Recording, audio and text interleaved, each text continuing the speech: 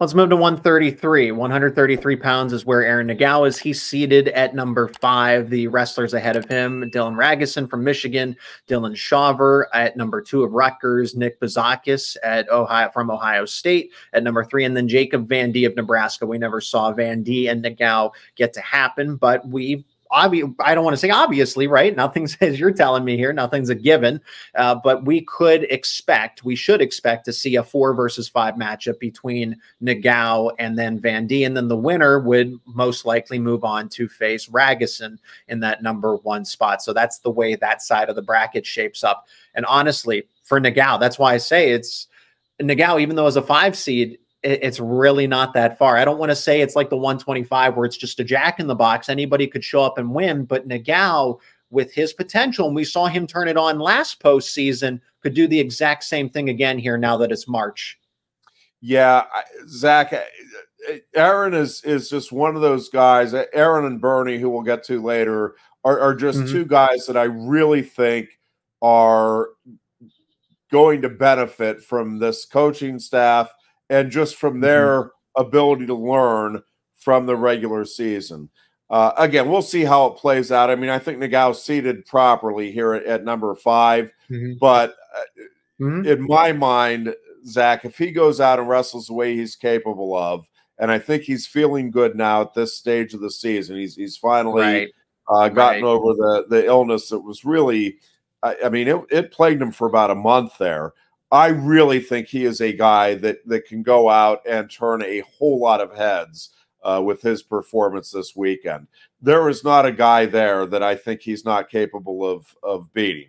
And I think he's a guy I feel really good about his chances of finishing substantially higher than his number 5 seed. I just think he's a guy that could end up winning the weight class, getting to the finals anyway. I do think the potential semifinal bout between he and Ragusin is going to be about as good as college wrestling gets. I just think those two guys have a really good feel for the sport, have a lot of confidence, have a lot of trust in their own abilities, and I think their styles match up well against each other. I think that's just going to be a very intriguing and fun bout for those that don't have a vested interest. I think that's one of those that you would just circle and say, yeah, I want to see that one.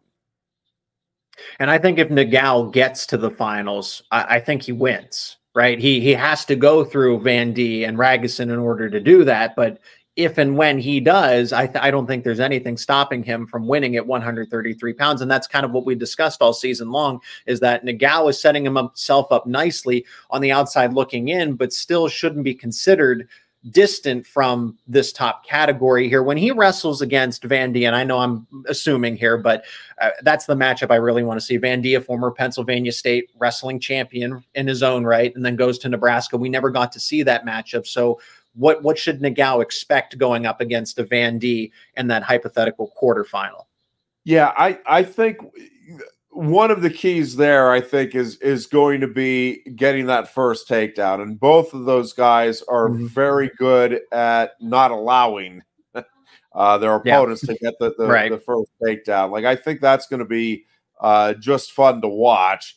And then, you know, Aaron's got to do a good job from top. I mean, that's, you know, obviously one of his real strengths. And I think that he has to rely on it. He has to trust it here in the postseason. But again, there's not a lot separating those top 5 guys in my mind. And again, I don't think it'll be shocking if any of those 5 end up on top or anywhere between first and fifth.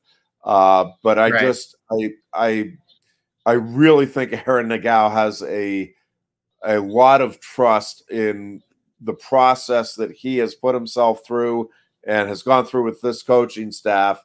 And, you know, I think he believes that he's about to have a spectacular postseason. And that's obviously where it starts. You have to have a kid that believes in himself before anything else can go out and happen.